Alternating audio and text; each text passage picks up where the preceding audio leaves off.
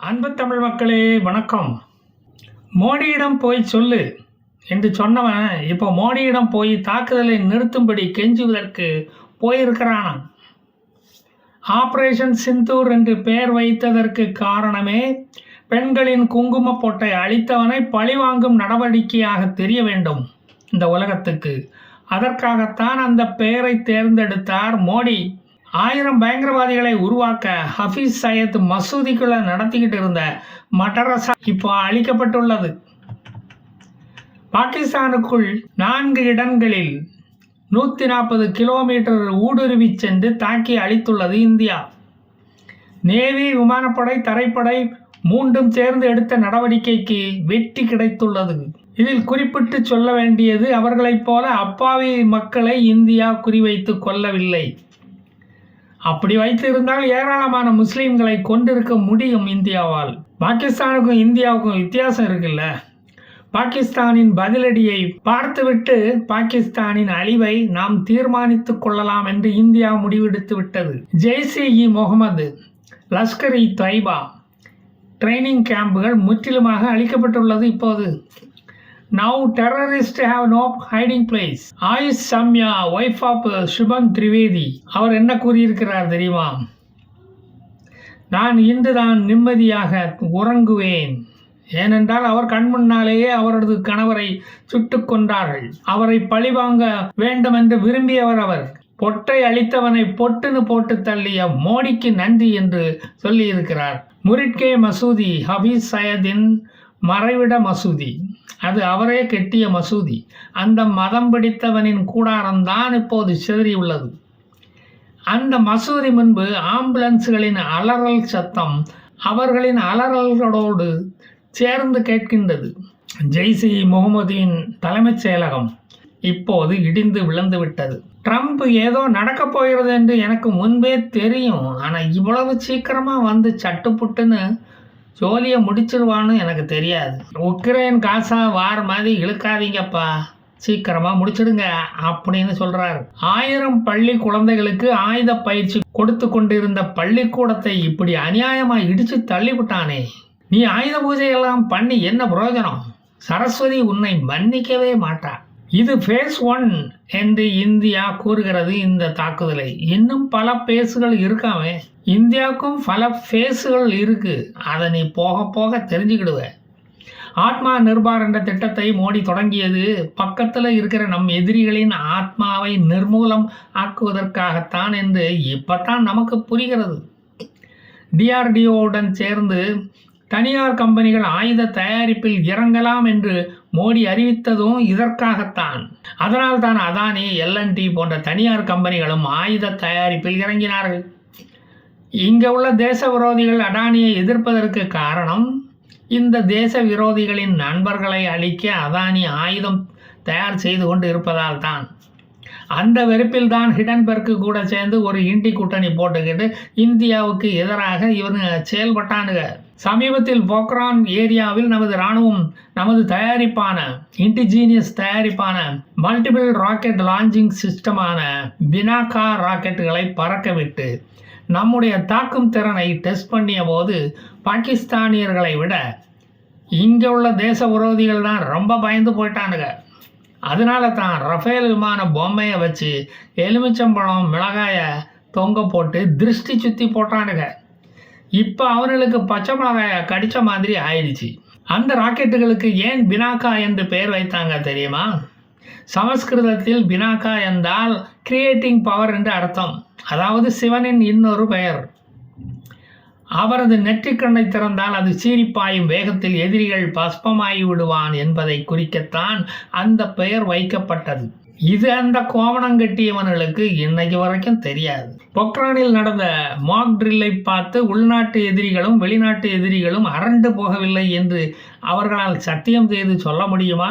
நமது மிலிட்டரி ட்ரில்லை டெலஸ்கோப்பில் பார்த்த பாகிஸ்தான் இராணுவ வீரர்கள் கைகள் ராஜினாமா கடிதம் எழுத பேப்பர் பேனாவை எடுத்தன. எப்படியாவது உயிர் பிழைத்தால் போதும் என்று இப்ப பாதி இராணுவ வீரர்கள் absconded from the army. இப்போது நடைபெறப்போவது 1999 நடந்த கார்கில் மாடல் போர் அல்ல. அது திராவிட மாடல் மாதிரி அவுடேட்டட் மாடல். கார்கில் போரின் போது நாம் வெளிநாட்டு சேட்டலைட்டு டேட்டாக்களை நம்பியிருந்தோம். அந்த சேட்டலைட்டுகள் இந்திய பகுதியை விட்டு கடந்து சென்றதும் டேட்டாக்கள் எல்லாம் கட்டாகிவிடும். ஆனால் இப்போது அப்படி அல்ல. நாம் சொந்தமாக சேட்டலைட்டுகளை நிரந்தரமாக நமக்கு மேல் நிலைநிறுத்தியுள்ளோம். அதன் டேட்டாக்கள் 24 மணி நேரமும் நமக்கு வந்து கொண்டே இருக்கும். பிரிசிஷன் ஸ்ட்ரைக்கை இஸ்ரேல் மாதிரி நம்மால் துல்லியமாக நடத்த முடியும் என்பதற்கு நேற்று நடந்த தாக்குதல் ஒரு சாட்சி. நடக்கப் போவது சாதாரண வார் அல்ல, ஹைடெக் டெக்னாலஜிக்கல் வார், டிஜிட்டல் வார். இதில் மனித உயிர்கள் பலி ஆவது குறையும். ரோபோக்களும் ட்ரோன்களும் முக்கிய பங்கு வகிக்கும். லேசர் ஆயுதங்கள் பயன்படுத்தப்படும். நமது இராணுவ வீரர்கள் வீணாக சாவதை மோடி விரும்பவில்லை. நமது சொந்த தயாரிப்பான ஹெர்மெஸ் 99 ட்ரோன்கள் ருத்ர தாண்டவம் ஆடும். அங்கு பாகிஸ்தான் பகுதிகளையும் அங்கு நடப்பவைகளையும் படம் பிடித்து அனுப்பும்.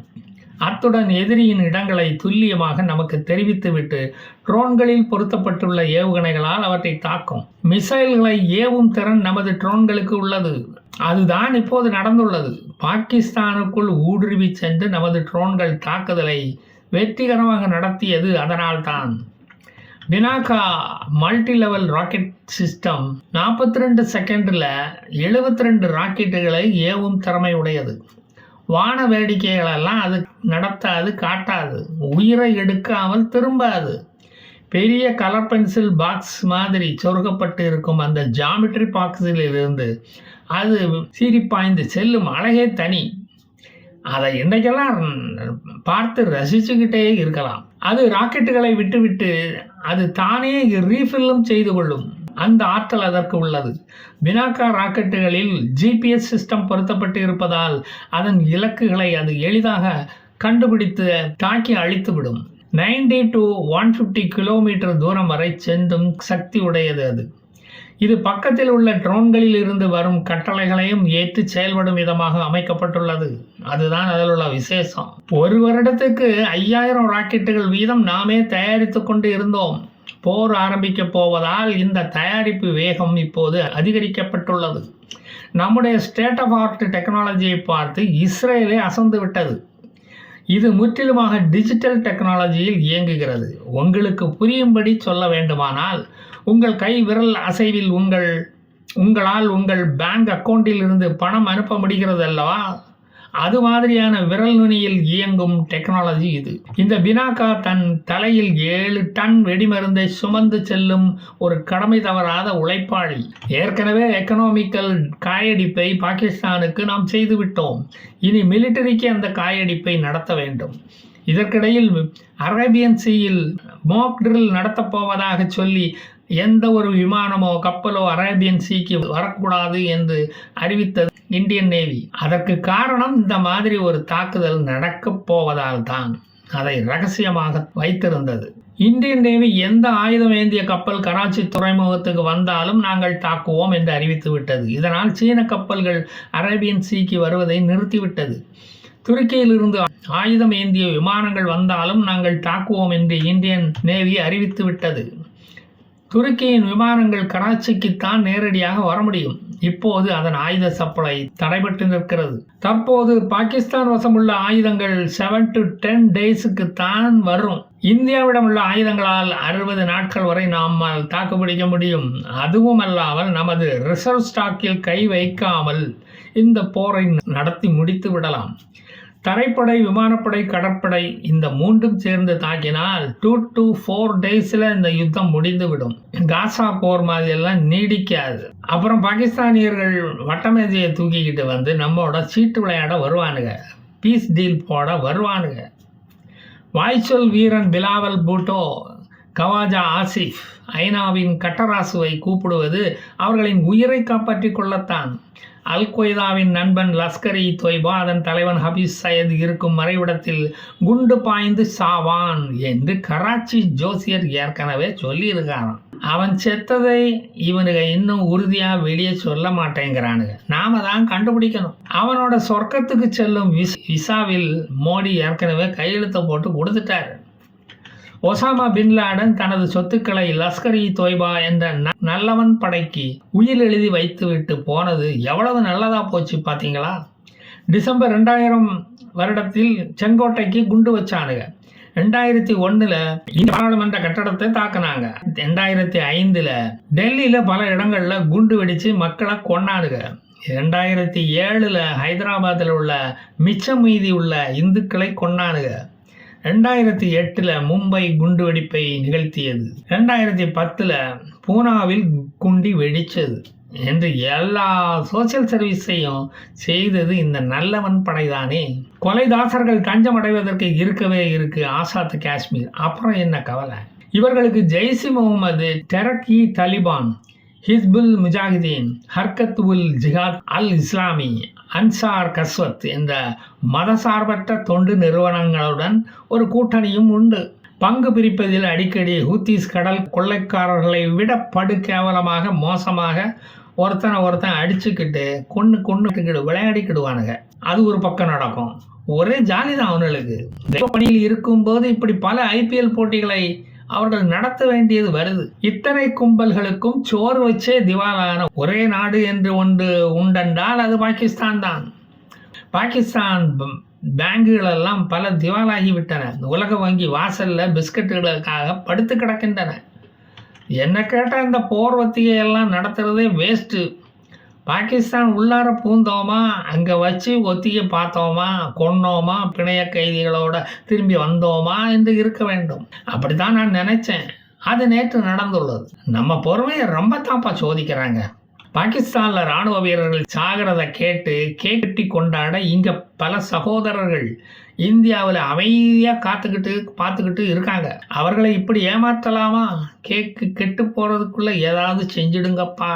பலுச்சிஸ்தான், ஆசாதி காஷ்மீர் என்று இரு நாடுகள் தனித்தனியாக பிரிவதற்கு தயாராக இருக்கின்றன.